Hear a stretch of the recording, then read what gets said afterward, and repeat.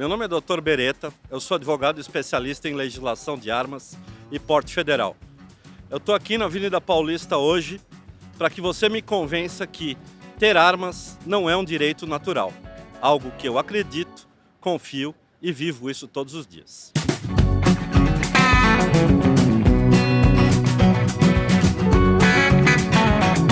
Eu não acho que a utilização de arma é um direito humano. Primeiramente, que eu acho que o direito humano é a gente ter comida, a gente ter uma moradia. Eu acho que o direito humano é a gente ter uma qualidade de vida que seria o mínimo que a gente tem. Eu acho que quando a gente tem uma arma, é ao contrário. A gente perde o direito humano. Porque quando você tira a vida de outra pessoa, que direito que você tem sobre ela? Então, a arma de fogo é um direito humano por quê? Porque ela garante o teu direito a se defender do mal. Ela garante, é um instrumento que você tem de equiparação de forças, principalmente para as pessoas mais vulneráveis, para o idoso, para a mulher. É o que vai te garantir ter acesso a um instrumento que vai poder efetivamente se defender. Eu acho que a gente só precisa de armas quando a nossa vida está em risco, né? E existem vários fatores que levam a nossa vida ao risco. Que um deles é a violência. Inclusive, não é só o crime que mata, né? A polícia também mata, e mata muito mais do que o crime. Então, eu acho que a ideia é tirar as armas e da educação, gente. A gente precisa de educação, a gente precisa de uma sociedade que não seja machista, porque aí eu não vou estar sentindo a minha vida em risco, não vou precisar ficar preocupada com um homem maior do que eu, ou independente disso. A gente precisa de educação, educar os homens, educar as mulheres, educar as pessoas brancas, principalmente, educar a polícia. A gente não precisa de armas para viver nessa sociedade. Bom, a Polícia Militar de São Paulo, você me falou que ela mata mais do que a criminalidade? Mata. Esse dado você tirou da onde? De algum lugar tem por aí, viu? Agora eu não De sei algum dizer lugar não. que tem por aí? Não. Você sabe quantos embates a Polícia Militar teve o ano passado? Gente, a polícia militar, ela mata E na quantos calada, homicídios na tiveram verdade, no ano né? passado? Se uma pessoa tiver arma, primeiro, se a pessoa tiver arma, pelo menos ela tem que ser uma pessoa branca. Porque se for uma pessoa preta, a polícia também vai confundir com um bandido. Porque você disse que... Você está sendo racista. Por quê? Eu tô sendo racista, polícia eu vai sou ser... negra. Mas você está sendo racista. Não, eu tô E passando... o fato de você ser negra não quer dizer que você possa ser racista? Você está sendo... Por que a polícia vai eu tô sendo confundir um negro? Eu tenho vários amigos negros que são exímios atiradores e andam armados. E eu não tenho nenhum problema com isso. Tá, mas a polícia com certeza vai ter. Mas quando você postula desse jeito, de ter arma é um direito humano, você acredita que tanto o uso da arma como também os malefícios que ela pode trazer também fazem parte da responsabilidade da pessoa? Quais são os malefícios que ela pode trazer? Você pode, por acidente, acabar se machucando, por exemplo. Você pode ter uma arma, você pode ter uma criança dentro da sua casa e essa criança acabar pegando essa arma e engatilhando ela sem querer e dando um tiro, sabe? Ou machucando alguém. Você pode ter uma pessoa, por exemplo, tivemos o caso recentemente na escola que o menino com 13 anos pegou uma faca e foi pra cima da professora. E entendo que a arma nessa tipificação talvez seja diferente, não sei. Tá. Mas por arma em si, isso pode ser uma coisa danosa, porque ao mesmo tempo em que ela pode te trazer a proteção, ela também pode te trazer o dano para a sua integridade física.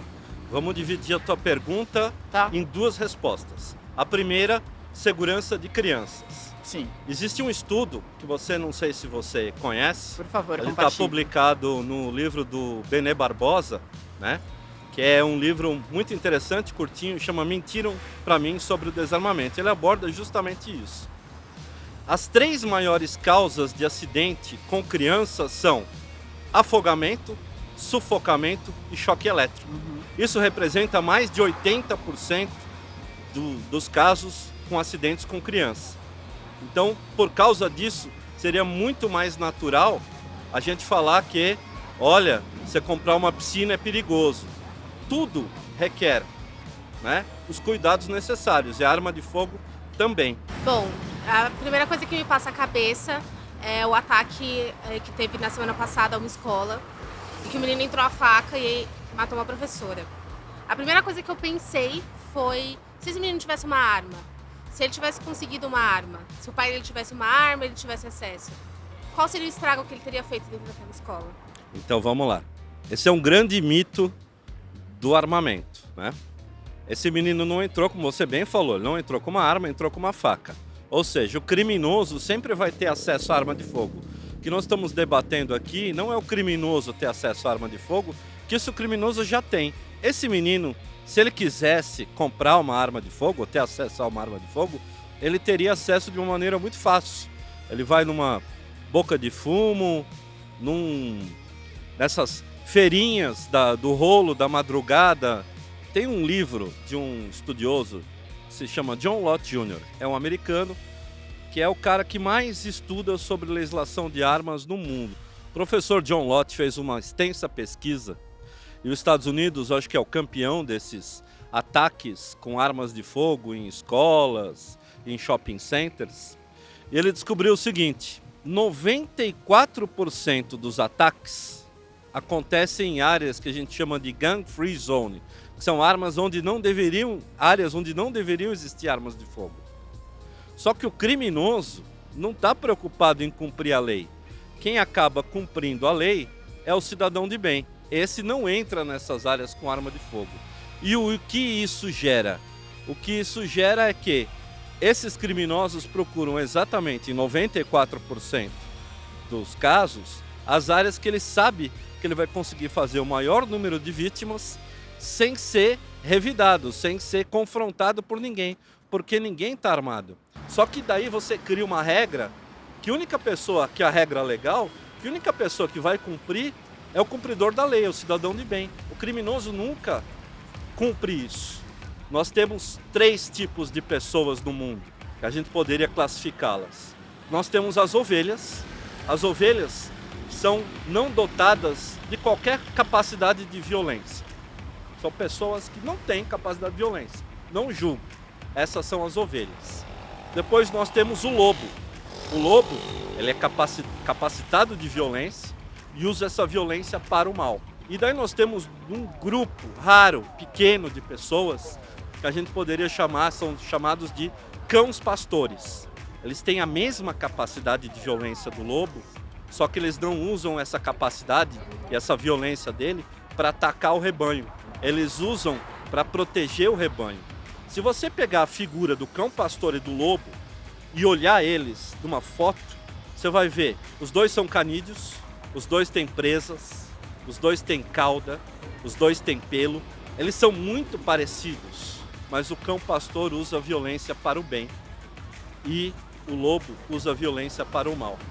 Como que a gente sabe quem que é o homem de bem, quem que é o homem de mal armado? A gente vê tanta violência policial por aí, por exemplo.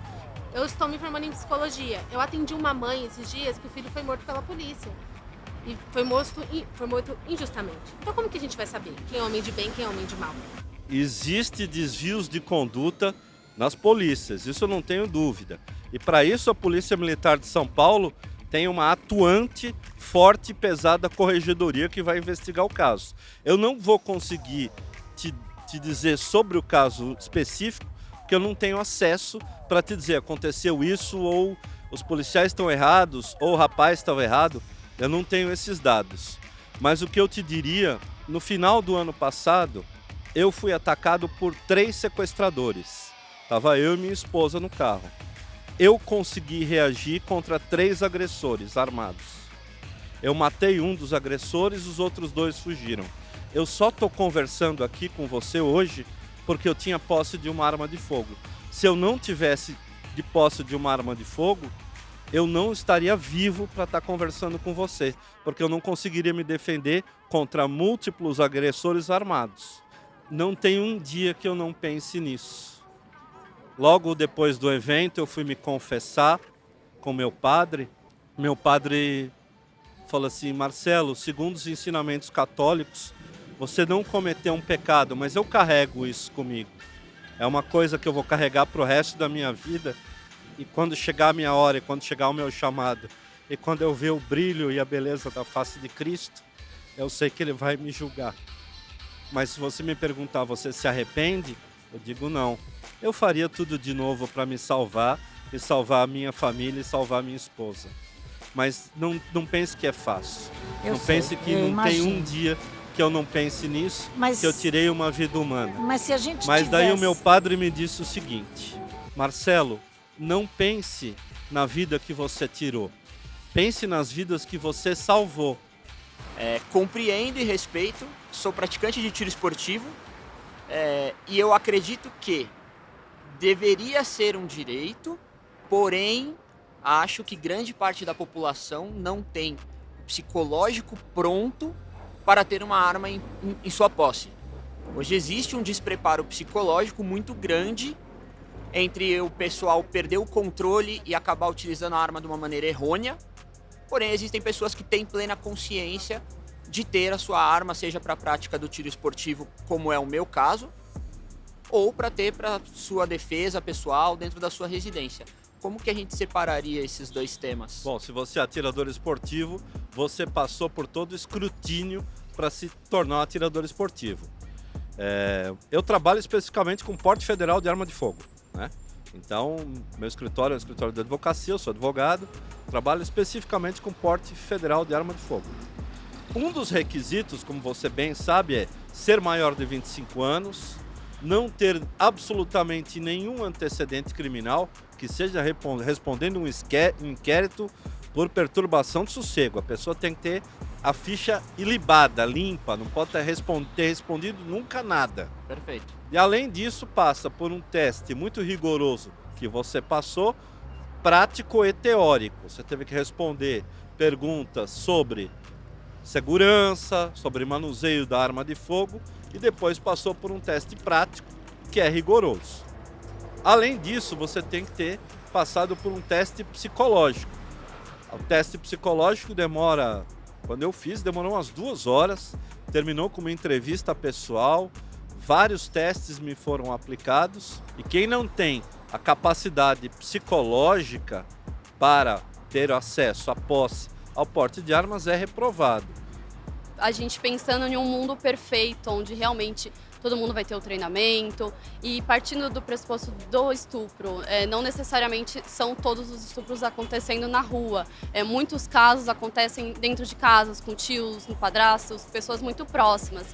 E pessoas vulneráveis, como crianças, como que elas vão se defender? A gente ainda pensa em uma defesa por uma pessoa menor de idade, claro, não vai ter posse de arma, o direito não garante isso, mas a gente não tem a estrutura para garantir esse direito para as pessoas. Eu sei que tem toda essa discussão de maior de 25 anos, não está respondendo o processo, mas se hoje a gente não tem esse direito garantido para todos, e realmente é uma coisa que acontece muito fora da legalidade, muitas pessoas têm armas fora da legalidade, então antes da gente garantir esse direito para ter pessoas mais acesso, a gente tem um problema muito grande antes, que são armas na rua, fora totalmente de contexto do que é garantido do direito. Aí nós concordamos gênero, número e grau. O que nós estamos falando aqui são de armas legais. Armas ilegais na mão de criminosos, a gente é contra. Por quê? São armas ilegais. Acontece que privar o cidadão de ter acesso à arma legal não priva o criminoso de ter acesso à arma legal. Eu participo de um clube de tiro, porém eu sou contra a posse de arma, contra o civil ter arma, ter a posse de arma. Eu não me sentiria culpada em matar alguém, em atirar em alguém, se esse alguém colocasse a vida dos meus filhos ou dos meus netos em perigo. Não. Porém, eu me conheço, eu sei como é que eu sou estourada. E numa discussão com meu ex-marido, eu quase fiz uma besteira. Eu quase atirei nele. Eu tinha acesso à arma em casa, porque meu pai é policial aposentado. Só que meu pai nunca deixou a arma municiada. Só que se estivesse naquele momento, eu ia matá-lo por uma besteira. Então, eu realmente sou contra por esse peso que eu iria carregar. Por ter matado uma pessoa por causa de uma discussão, por causa de uma bobeira, ou quando roubaram o meu celular. Se eu estivesse armado, eu teria matado uma pessoa. É um celular, é meu. Eu ralei para comprar, mas é um bem que eu posso comprar novamente, não é uma vida. Então, eu sou contra devido a isso, devido ao peso que eu sentiria por uma besteira. Eu tirar a vida de alguém porque roubaram um celular ou porque eu discuti com alguém no trânsito e fiquei com ódio daquela pessoa naquele momento. Bom, vamos lá. Acho que teus argumentos são os melhores que eu ouvi hoje. E são argumentos muito fortes e eu espero, no final, te convencer do contrário. Acho que o primeiro ponto, você falou que você discutiu com teu ex-marido, você tinha acesso a armas porque o seu pai era policial militar, mas ele sempre deixou a arma desmuniciada, provavelmente sem a munição na câmera, e por isso você não conseguiu. Você chegou a puxar o gatilho? Não. Não, só peguei a arma. Só pegou a arma. Realmente, momentos de desequilíbrio podem levar a pessoa a fazer uma besteira, mas não é a arma de fogo que vai evitar isso. Que você, no momento de fúria, pode pegar uma faca, pode pegar um martelo. Na verdade, o que mais mata, muito mais do que arma de fogo, sabia que são martelos? A quantidade de martelos serem instrumentos de homicídios é muito maior do que armas de fogo. Em tese eu sou a favor, mas eu tenho ainda um pouquinho de pé atrás com algumas pessoas que eu sei que eu conheço, que assim, praticam inclusive o tiro esportivo, mas eu não confio naquela pessoa fora de um stand. Então eu vou te responder, tentar convencer você de uma outra maneira. Essa mesma pessoa desequilibrada, que tem momentos de fúria, ele tem acesso ao martelo? Sim, ele tem acesso a um uma carro? arma branca, Ele um pode carro. pegar um carro e atropelar pessoas? Pode.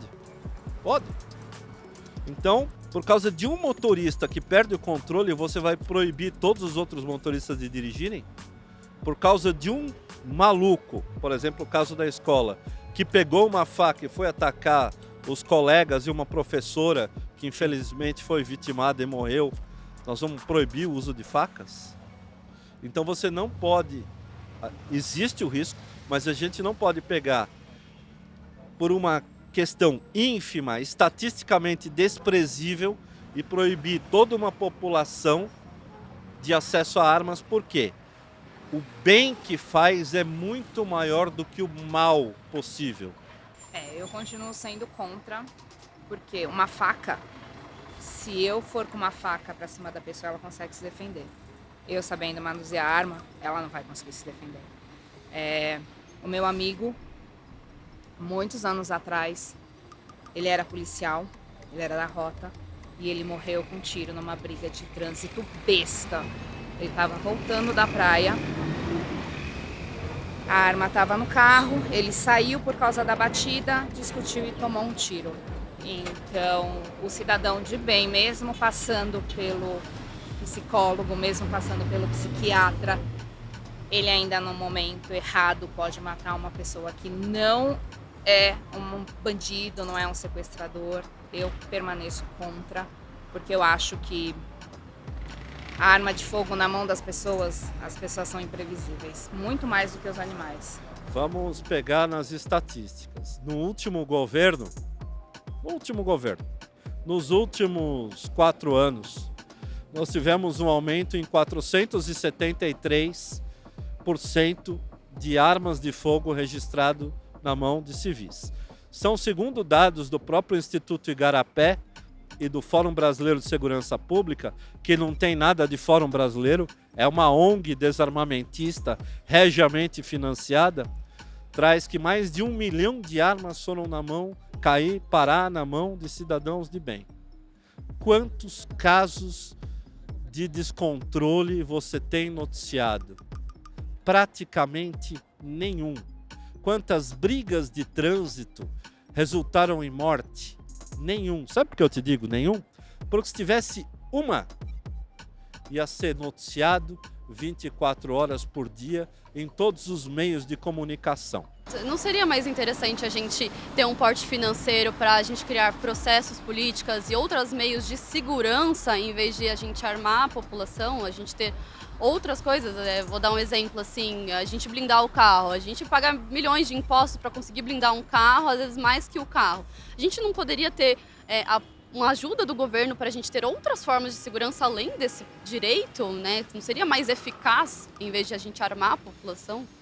Tem uma frase que eu gosto muito, que é o seguinte, a gente pode investir, o armamento não quer dizer investimento em segurança pública. Segurança pública é uma outra coisa. Uma outra coisa. Mas o Estado tem recursos limitados. O Estado não tem recursos ilimitados para colocar um policial militar do meu lado 24 horas por dia. Se colocasse um policial militar armado 24 horas por dia do meu lado, provavelmente não precisaria andar armado. Mas infelizmente o Estado não tem. Tem áreas remotas, tem áreas que a polícia tem uma viatura, 2 policiais. Até a polícia chegar, o crime já aconteceu. Nada é mais rápido do que o projétil de uma pistola Beretta 9mm para parar um agressor. Nada é mais rápido, não vai adiantar eu ligar para a polícia, não vai adiantar eu gritar para o socorro, né? A arma vai impedir que o crime aconteça, né? O acesso a armas, se fala muito, armas tiraram a vida de pessoas, mas não se fala quantas armas salvaram a vida de pessoas, como a minha vida. Eu entendo o que você traz, eu entendo que a sua experiência pessoal te leva a essa convicção, até porque, enfim, é uma coisa super válida, super difícil o que aconteceu.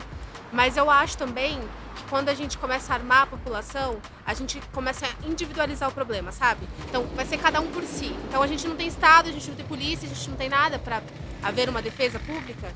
E eu acho que mais do que isso, eu acho que quando uma pessoa chega a um ponto de sequestrar ou assaltar e está em posse de arma, ou que nem esse garoto que nós começamos a conversa, que é um rapaz de 13 anos. O que aconteceu com esse menino para ele, de repente, decidir que vai fazer um massacre numa escola? Então eu acho que a gente começa a individualizar demais as coisas, sendo que a gente está dentro de um contexto social de violência. Então eu penso que a solução não seria armar todo mundo. Eu penso que a solução seria a gente investir em políticas públicas, de maneira a cuidar melhor das pessoas, cuidar melhor da sociedade, para que elas não tenham que sair assaltando e sequestrando, e cuidar melhor da segurança pública também. Então, nós estamos falando coisas que eu não sou contra o que você está falando. A segurança pública, investimentos em segurança pública, o papel da polícia, da polícia judiciária, da polícia militar, que é a polícia ostensiva, e das políticas de segurança pública, que começam com legislação, essa questão da progressão de regime, que é um absurdo, né? Essa questão das penas, que são muito brandas, de toda essa bandidolatria que existe no Brasil. Isso é uma coisa que não tem nada a ver com o direito da pessoa poder se defender, que é um direito natural. O direito natural não é aquele direito que tem que estar positivado ou escrito num pedaço de papel. Olha, você tem direito a se defender. Não, esse é um direito natural do ser humano. Ninguém pode tirar, não é uma folha de papel que vai dizer que eu posso defender a minha família ou não. Hoje existe sim uma tensão entre a extrema esquerda e a extrema direita, onde a extrema direita é super a favor, a extrema esquerda é super contra, e em tese, e existe ali um pessoal que está posicionado, digamos que um centro, ou que não está ainda derivado a um lado específico. Como que a gente faz para achar um meio termo ali realmente entre esses dois lados na questão do armamento? Primeira coisa, a questão de acesso a armas não tem que ser uma pauta de direita ou de esquerda. Como eu coloquei na placa, né, é um direito humano. É um direito como respirar. Porque se você tem o direito à legítima defesa, e esse é um direito que ninguém vai poder tirar de você, ele não precisa estar escrito numa folha de papel dizendo que você tem o direito de se defender, defender a sua família e defender a sua vida. Mas não deve ser uma pauta nem de direita nem de esquerda. Infelizmente, a coisa se politizou e ficou a pauta de direita e a pauta da esquerda. A pauta da direita, nem de toda a direita, eu diria. Mas é uma pauta abraçada pela direita, abraçada pelos candidatos de direita e muitas vezes, não todas, boicotada pelo pessoal da esquerda. Por que eu não digo não todas? Não dá pra generalizar 100%. Porque a gente teve aqui o pessoal do partido, esse eu diria, de extrema esquerda, que é o PCO. E o PCO veio aqui me cumprimentar. E o PCO é a favor das armas e é um partido de extrema esquerda. Mas eu acho que a pauta de armas não deve ser de direita nem de esquerda. É uma pauta de defesa da vida. E o Estatuto, a Lei 10.826, o Estatuto de Armas, foi falsamente apelidado de Estatuto do Desarmamento, ela é a lei mais genocida que já existiu.